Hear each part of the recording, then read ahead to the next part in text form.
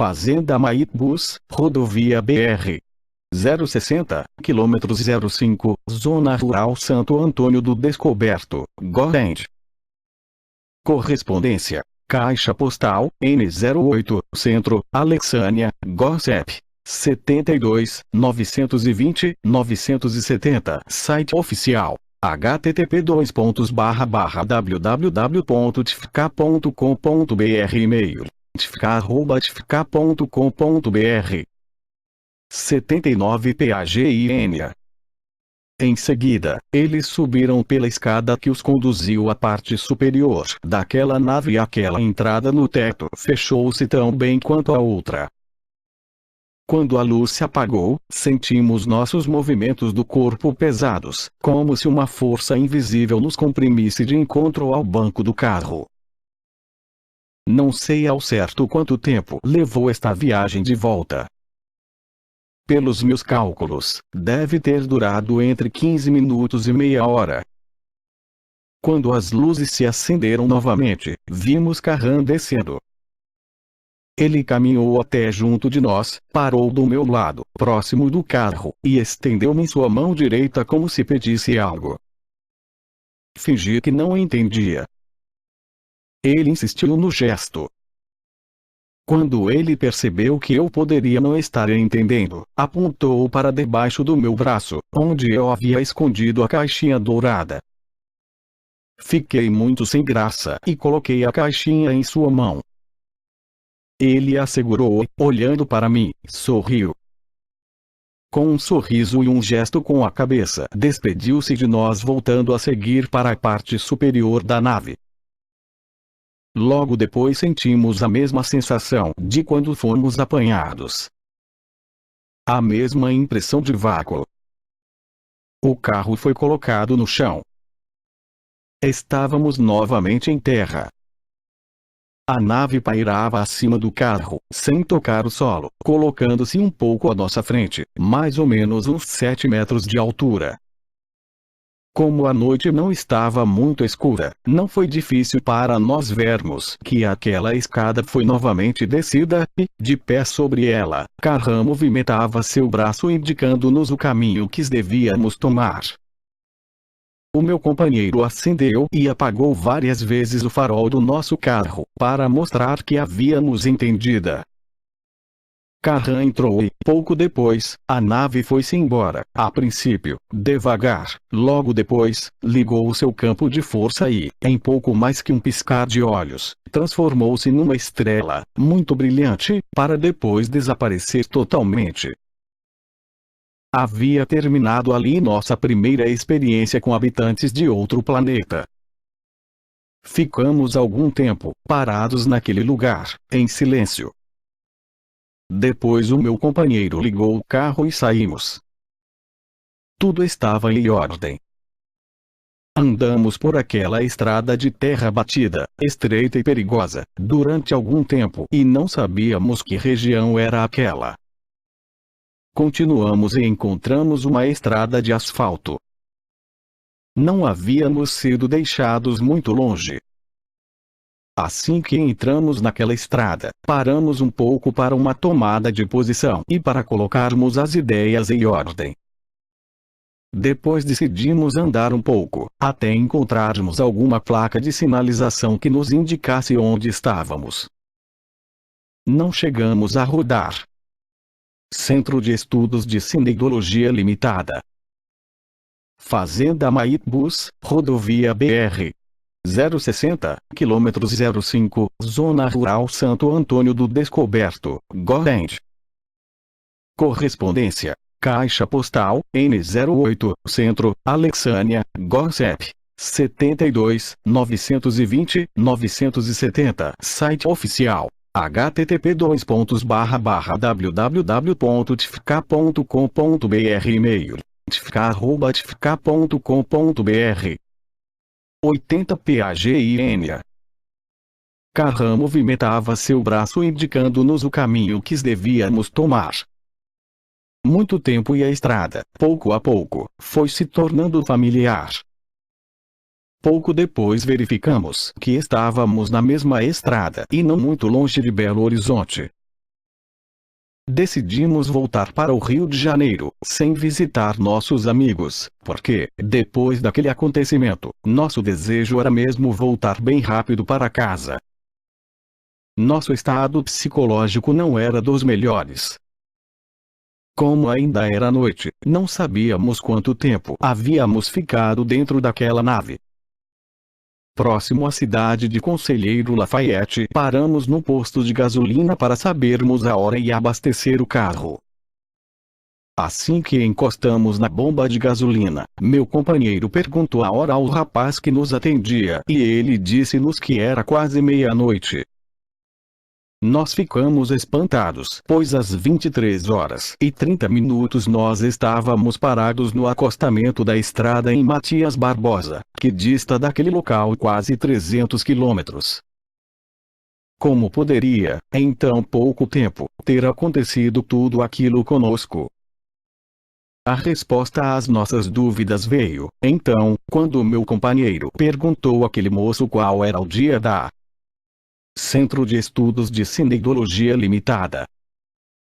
Fazenda Maitbus, rodovia BR 060, quilômetros 05, Zona Rural Santo Antônio do Descoberto, Goiás.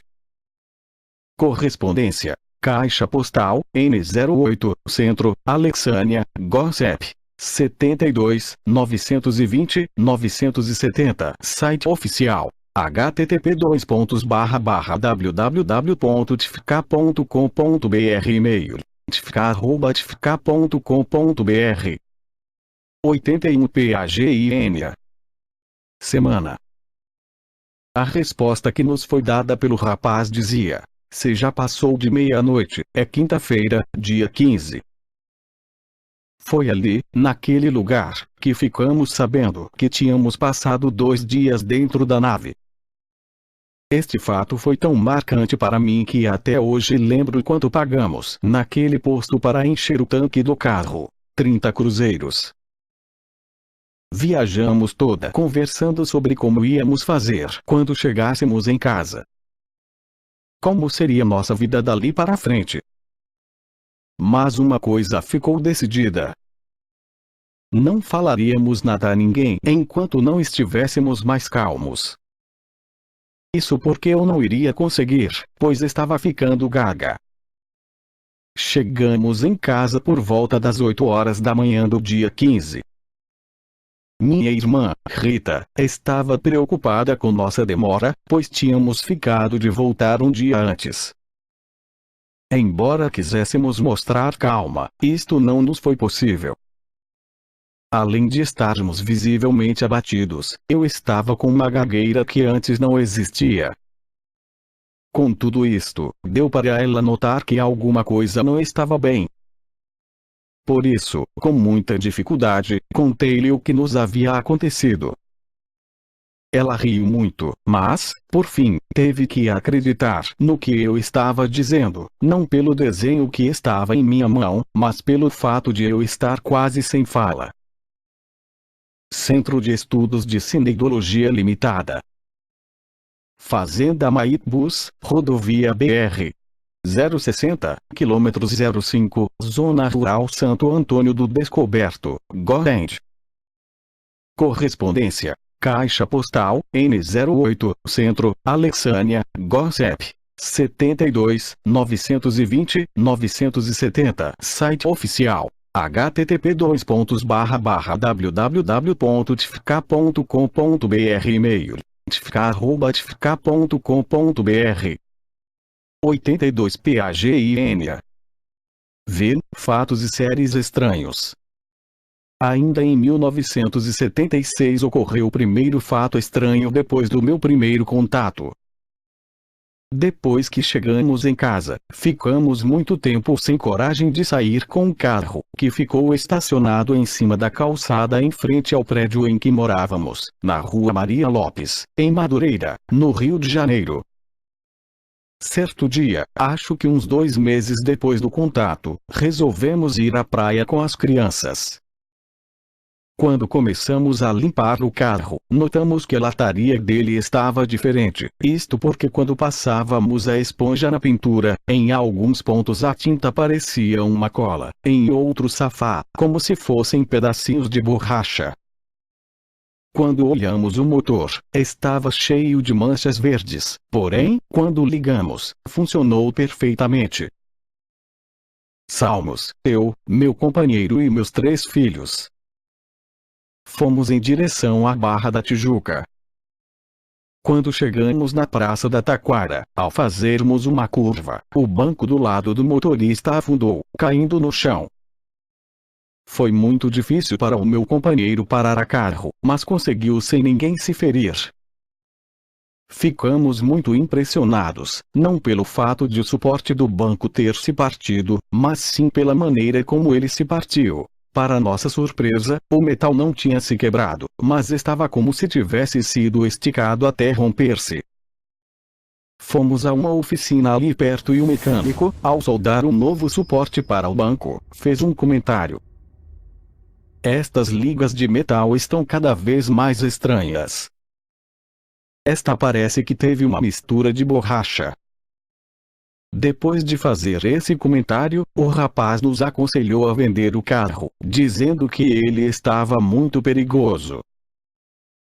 Voltamos para casa e tornamos a colocar o carro em cima da calçada e passamos a observá-lo. As manchas verdes do motor continuaram a aumentar. A lataria ficava cada vez mais mole, a ponto de furar com a pressão do dedo. Eu não cheguei a anunciá-lo para venda, mas, um dia, à noite, estávamos todos em casa quando 2 homens chegaram perguntando se não queríamos vender o carro. Dissemos que ele estava muito ruim, mas eles não se importaram, dizendo que só iriam usar o motor para colocar em uma lancha. Pagaram CR 14.000,00 e levaram o carro. No dia seguinte um deles voltou para pegar o recibo. Estes 2 homens disseram que descobriram o nosso endereço em um posto de gasolina que fica na esquina da Rua Maria Lopes. Durante algum tempo não procuramos ninguém para falar sobre o contato com Carran, a não ser pessoas que nos conheciam e que ficavam intrigadas com a minha gagueira. Por esse motivo, às vezes, tínhamos que contar para estas pessoas o que nos acontecera. Após ouvir-nos, eles quase sempre não acreditavam e as que acreditavam demonstravam medo. Não foi um período muito bom. 3 meses depois do contato, o jornal Dia, do Rio de Janeiro, trazia uma reportagem que nos chamou muito a atenção, por causa destas manchetes. Discos voadores fazem resgate, e havia ainda outras manchetes na mesma página que diziam: 7 astronautas morrem na Lua, advogado, universitária e motorista viram OVNI. Compramos o jornal, corremos para casa, e passamos a ler cuidadosamente toda aquela reportagem, que, para nós, veio como um grande achado, porque, até aquele momento, nós não sabíamos da existência de grupos de pessoas que se reuniam para falar dos seus contatos. Enfim, havíamos descoberto a primeira entidade ufológica do Rio de Janeiro. Então, com aquele jornal datado do dia 12 de abril de 1976, reforçaram-se nossas esperanças de encontrar um grupo de pessoas que falassem do mesmo assunto que nós. Um lugar onde pudéssemos falar de Carran sem notar a descrença ou o medo no rosto das pessoas, como vinha acontecendo desde a primeira vez que falamos, que foi com minha irmã. Alguns dias depois conseguimos descobrir o local onde esse grupo se reunia. Ligamos e marcamos um encontro com o líder do grupo para o dia seguinte às 14 horas, em sua residência. Quando lá chegamos, fomos recebidos pelo dono da casa e sua esposa. Nos apresentamos e falamos que tínhamos tido um contato de 2 dias com pessoas de outro planeta e que era a primeira vez que falávamos com pessoas que também tinham contato. Imediatamente, nosso anfitrião, que estava sentado, levantou-se e foi até seu quarto. Quando ele voltou, trazia em suas mãos um gravador. Colocou-o perto de nós e foi logo dizendo: farei algumas perguntas durante o relato que vocês farão para a pesquisa. Eu fiz outra pergunta. Que pesquisa, professor? Para termos certeza sobre a veracidade do caso de vocês. Ele explicou. Começamos então nosso primeiro relato para a pesquisa. Nesta época, eu tinha muita dificuldade para falar, por causa da minha gagueira. O dono da casa e sua esposa tiveram muita paciência comigo e gravamos das 14h30 até as 20h.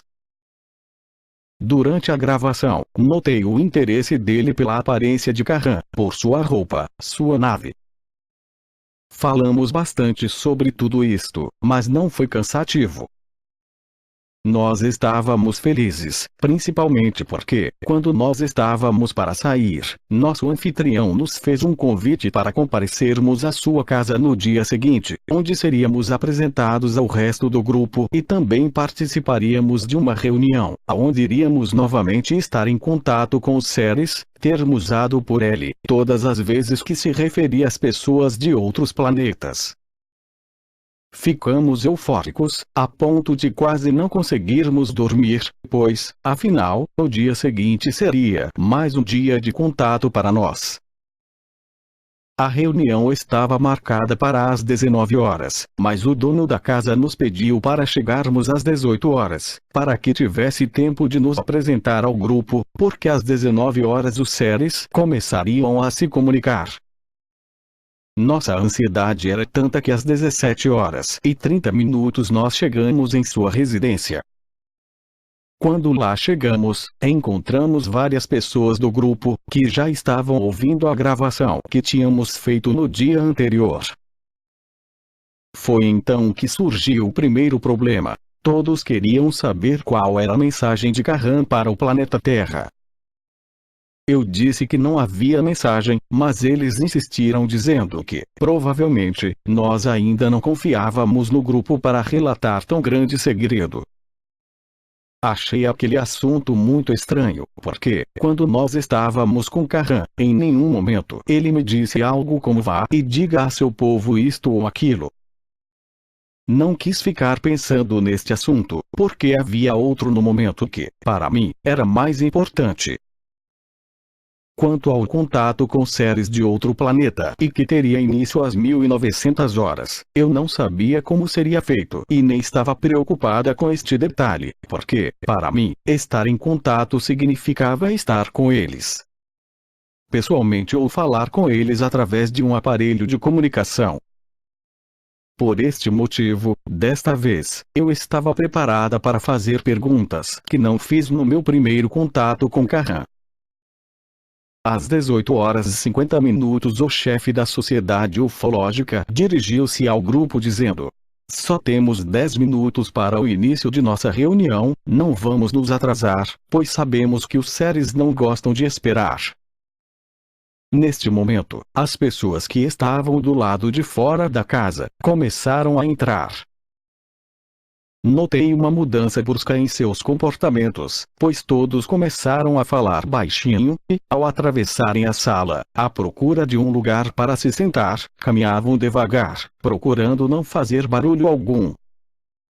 Eu e meu companheiro nos sentamos em um dos cantos daquela sala, próximo à porta de saída. Na parede, à minha frente, havia um crucifixo de tamanho médio e, logo abaixo dele, uma mesa pequena com uma toalha branca. De repente notei que todos naquela sala estavam calados e com a cabeça baixa. Neste momento, o chefe do grupo e sua esposa diminuíram a luz do ambiente e caminharam em direção ao crucifixo. Ficaram de frente para ele. Era o início do tão esperado contato para mim. O líder deu início a algumas orações, como a Ave Maria, o Pai Nosso e o Credo. Enquanto todos rezavam, ele retirou o crucifixo da parede vagarosamente virando para nós. Sempre devagar e com a cruz nas mãos, ele fez um giro apontando na direção de cada um dos presentes.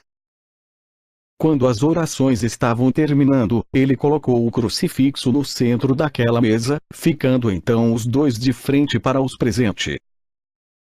Depois, os dois se colocaram de frente um para o outro e se cumprimentaram abaixando a cabeça. Em seguida, a dona da casa se sentou e o professor continuou de pé, dizendo: respirem profundamente, relaxem e procurem se concentrar nos séries para não bloquearem o canal de comunicação. Em seguida, ele também se sentou, colocando os cotovelos em cima da mesa e as palmas das mãos na cabeça. Diante dele havia um bloco de papel e uma caneta. Agora pairava um silêncio profundo naquela sala. De repente este silêncio foi quebrado com a voz do anfitrião e líder do grupo que dizia: estou sentindo a aproximação do ser. Neste momento, eu me virei para a porta esperando a entrada desta pessoa, mas isto não aconteceu. Ouvi apenas a voz do professor dizendo: o ser quer se comunicar e eu estou pronto.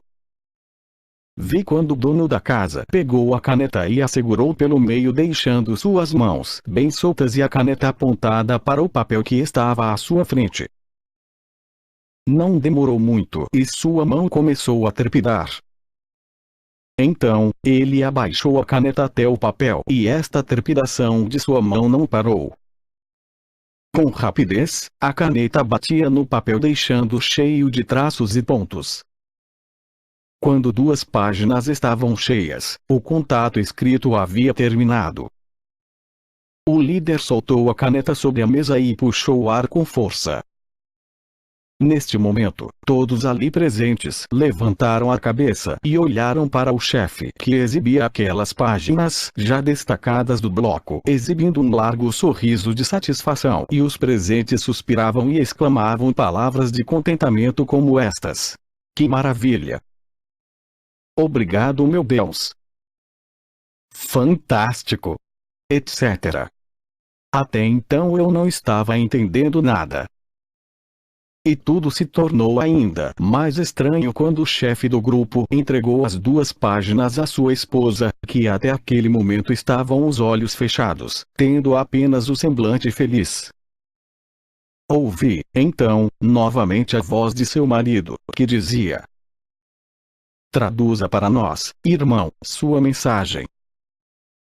Ela, então, abriu os olhos e, antes de traduzir, olhou fixamente para cada uma das pessoas ali presentes, menos para nós.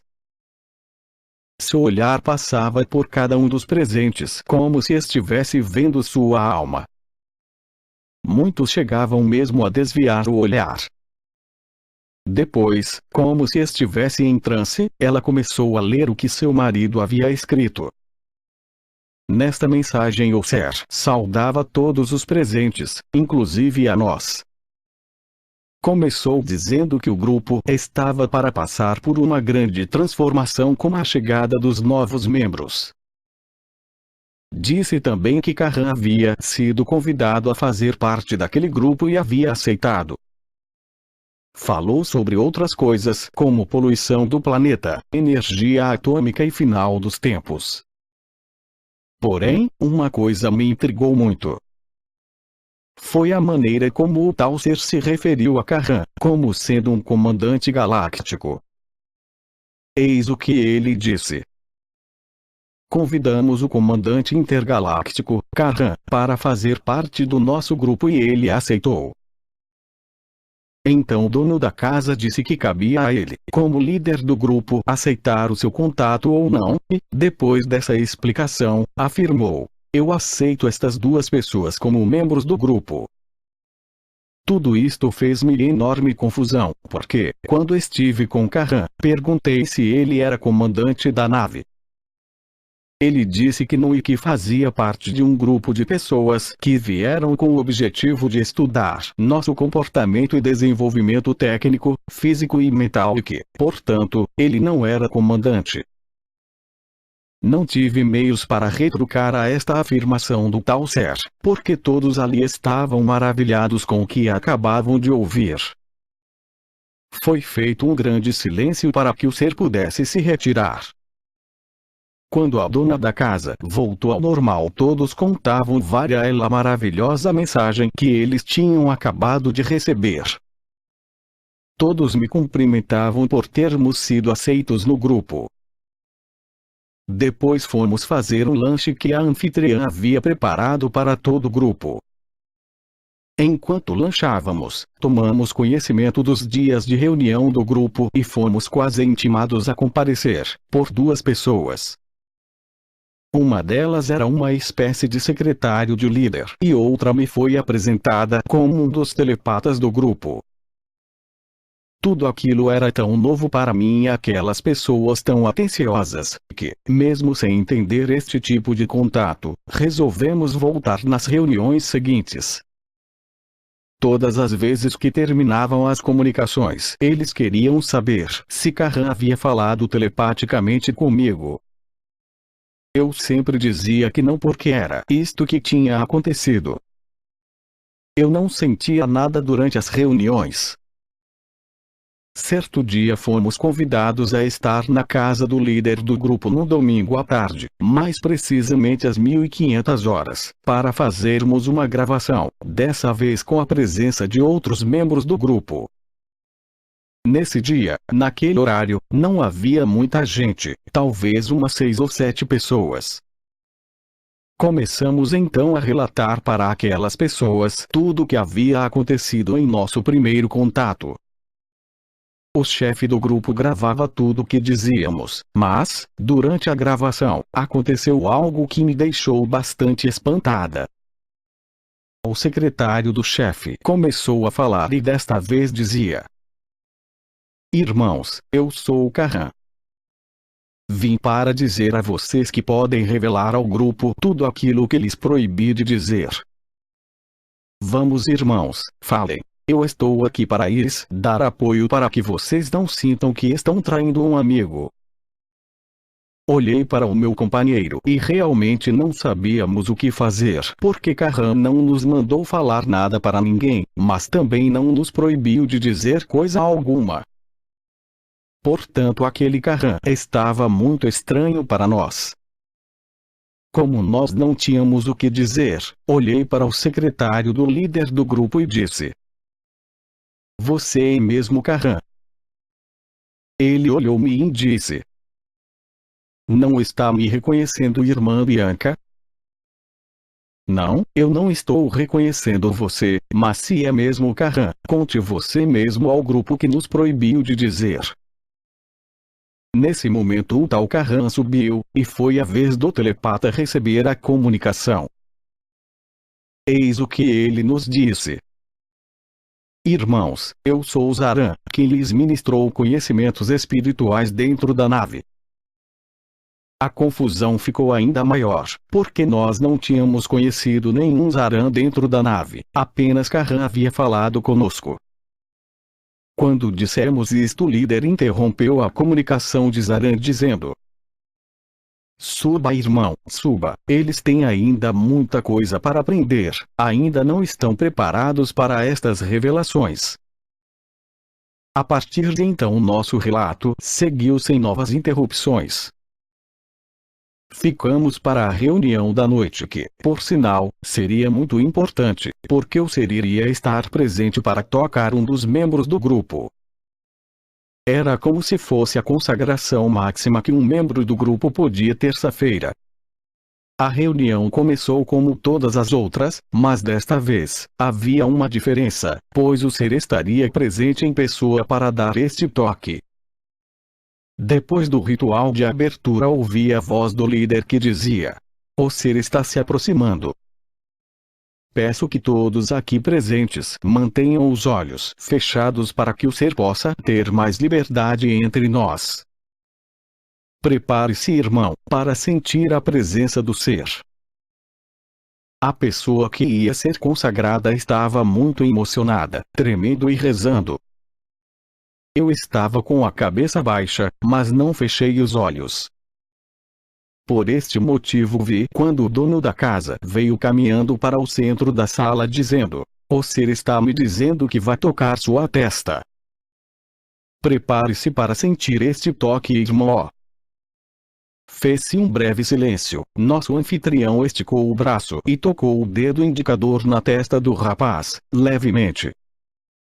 Depois de retirar o dedo, ele perguntou: "O ser já tocou sua testa, irmão? Você sentiu?" E foi em meio a muitas lágrimas de emoção que o rapaz respondia que sim. Em seguida, o chefe do grupo disse que o ser estava se despedindo e indo embora e que todos podiam abrir os olhos e levantar a cabeça. Quando a luz foi aumentada, vi como todos estavam emocionados. Correram para o rapaz e um dos membros do grupo ligou o gravador para pegar o seu depoimento. Confesso que nada ali havia me chocado tanto. Levantei-me rapidamente e comecei a despedir-me para ir embora. Todos insistiram para que ficássemos para lanchar, mas eu não quis, dizendo que já era tarde e eu tinha deixado as crianças havia muito tempo. No caminho contei a meu companheiro o que eu tinha visto. No dia seguinte voltei à casa do chefe do grupo e contei para sua esposa que eu tinha visto quando seu marido havia posto o dedo na testa do rapaz. Ela tentou me convencer que esta era a única maneira dos seres estarem entre nós. Quando percebi que eles não tinham contato, me retirei para não mais voltar. Em uma daquelas reuniões conheci um rapaz chamado Carlos Arthur da Rocha, mais conhecido como Carlos Sideral, quem deu início à divulgação do nosso caso no meio ufológico. Vi mais decepções. Em 1977, no Rio de Janeiro, creio que mais para o início do ano, conheci uma senhora que naquela época era ela neófita Rosa Cruz e também frequentadora de alguns grupos telepatas que dizem estar recebendo mensagens de seres de outros planetas. Um dia, ela fez um convite para que fôssemos à casa dela. Aceitamos. Quando chegamos lá, ela nos disse que também era pesquisadora. Eu não gostei desta revelação porque isto significava ter que contar mais uma vez o contato para uma pesquisadora. Enfim, fizemos novamente o relato. Tudo correu bem. Ela parecia ter gostado de que acabara de ouvir. Fizemos amizade e, por várias vezes, voltamos à sua casa.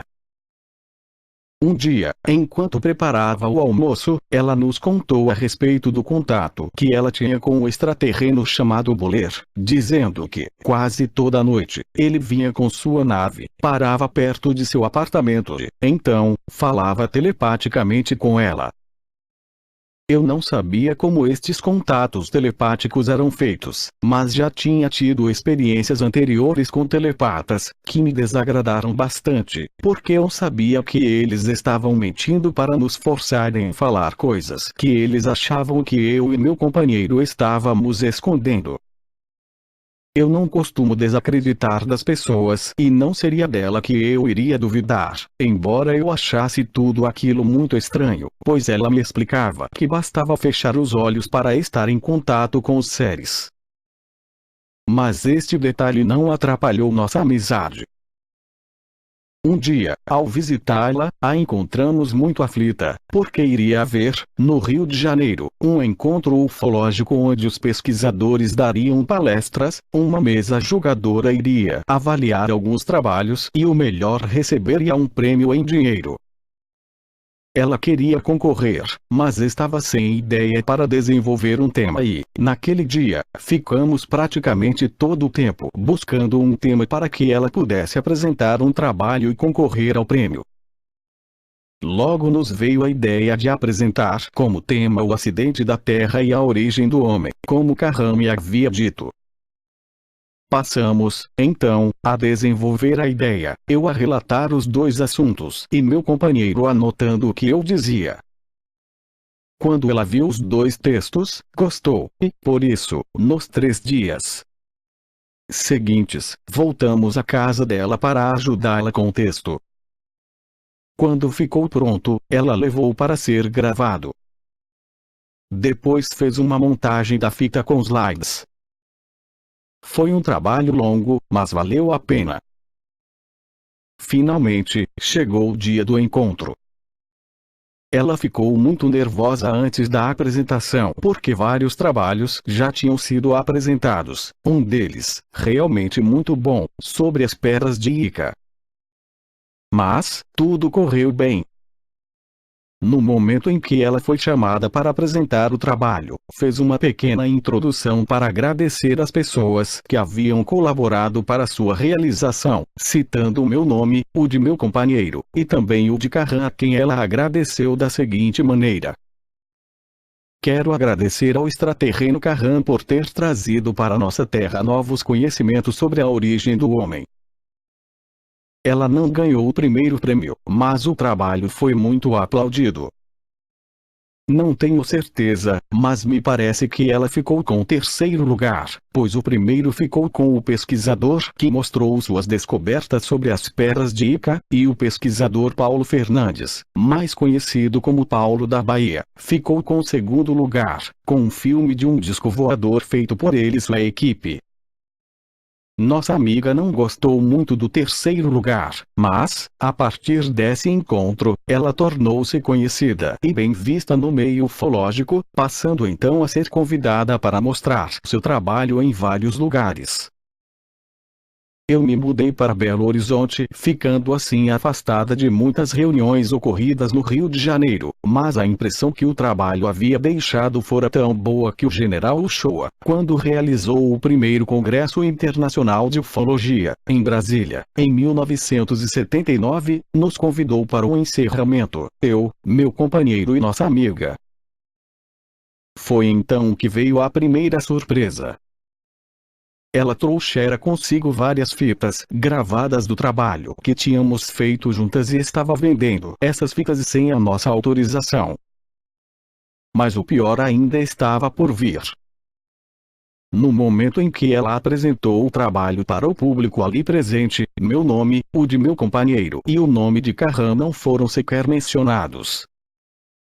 Desta vez ela disse ter recebido esta mensagem de um tal comandante boleiro dos discos voadores. D. Irene e o General Uchoa não gostaram da atitude da referida senhora e a condenaram como traição, prometendo-me resolver o problema.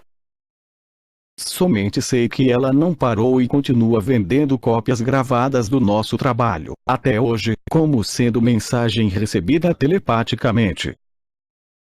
Naquela época eu me fazia a seguinte pergunta: será que essas frustrações acontecem com todas as pessoas que têm contato ou somente comigo?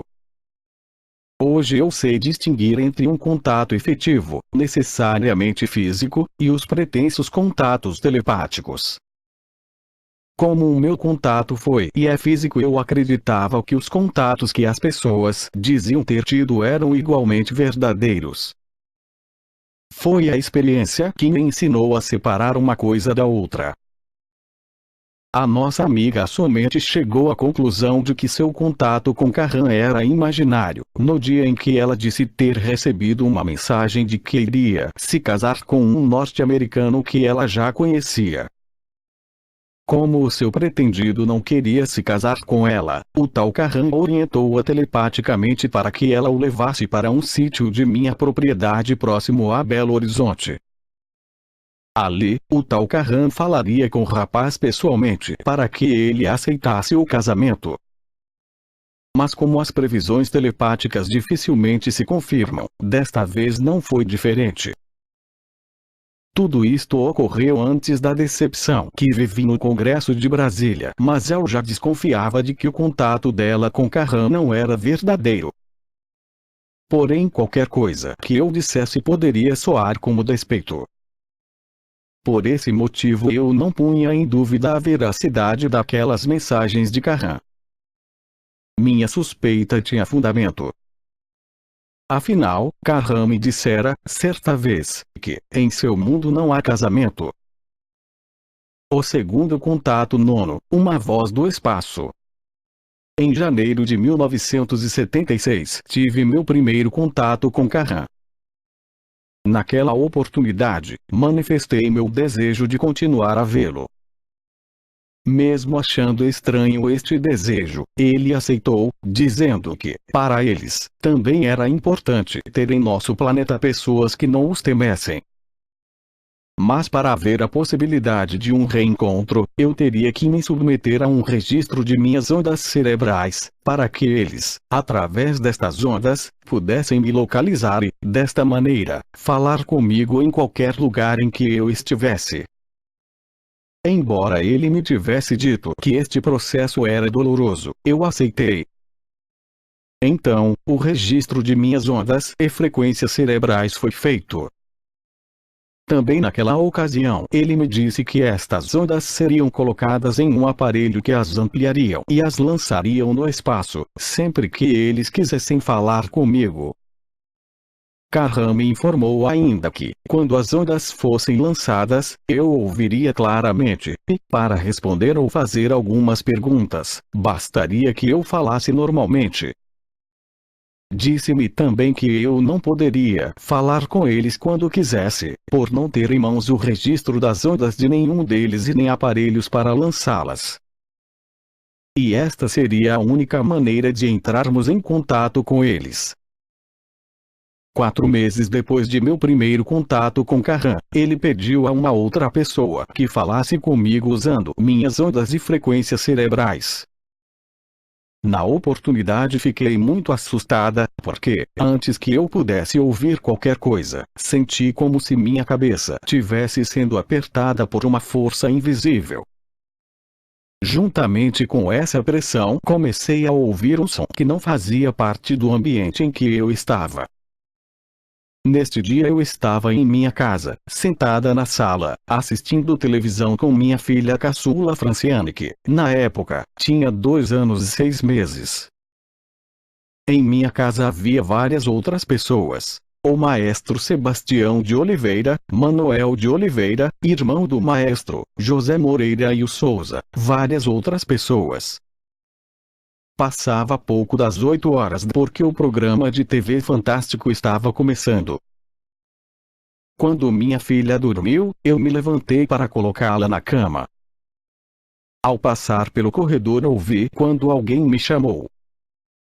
Voltei e perguntei a todos quem havia me chamado. Eles disseram que ninguém me chamara. Voltei para o quarto. Quando entrei, ouvi novamente o meu nome. Tive um pouco de medo, mas fiquei quieta. Quando eu estava colocando minha filha no berço, ouvi meu nome pela 3ª vez. Então, comecei a chamar por todos ali presentes, dizendo que tinha assombração dentro do quarto e que ela estava chamando pelo meu nome. Todos estavam assustados e eu também estava. Todos falavam ao mesmo tempo, mas o barulho não me impediu de ouvir o meu nome ser pronunciado. E foi em meio a este zum, zum, zum que ouvi quando o nome de Kahan foi pronunciado. A pessoa dizia que Kahan havia pedido para que ela entrasse em contato comigo através do registro que havia sido feito. Neste momento eu olhei para meus amigos dizendo: não é assombração não.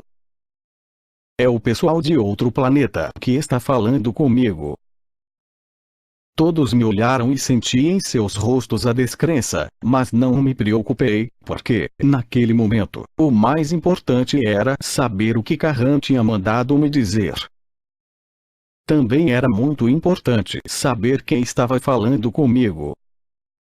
Enquanto eu falava, todos me olhavam assustados fazendo comentários entre si.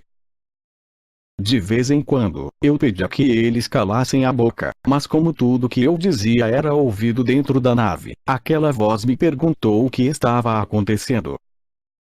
Eu disse que tinha muita gente em minha casa e que eles não estavam acreditando no que estavam vendo, por isto faziam muito barulho. Foi então que a pessoa que estava se comunicando comigo disse que ia desligar o aparelho, mas que eu deveria dizer às pessoas que saíssem de minha casa para vê-los passar, porque eles estavam logo acima do lugar onde eu morava. Quando eu disse isso, todos eles riram, mas não deixaram de ocupar as janelas do meu apartamento. Uma luz grande acendeu-se logo acima do prédio em que eu morava, ficando assim por alguns segundos. Logo depois aumentou de intensidade e partiu em direção à Barra da Tijuca, passando por cima de Jacarepaguá. Por onde passava, todas as luzes se apagavam. O bairro de Madureira, onde eu morava na época, ficou por mais de 1 hora sem luz. Aquela noite entre os meus amigos a situação era esta. Uns riam de nervoso, enquanto outros choravam, creio que de medo ou emoção. Mas esta não foi a única vez que foram falar comigo usando esse processo. No dia 4 de dezembro de 1976 falaram novamente, e desta vez diziam: em contato com CURB, este comunicado para fazer chegar até você. Faça a anotação. Tenho tempo. Contar tempos comuns, 36 dias. Seguir comunicações futuras. Encontrará Zir, que levará a Carran. Zir, contato de terra, vá só. Confesso que fiquei bastante feliz em saber que, mais uma vez, eu iria ver Carran. E, desta vez, sem medo. Isto deixou-me como uma ansiedade sem limites e confesso que jamais, em toda a minha vida, o mês demorou tanto a passar.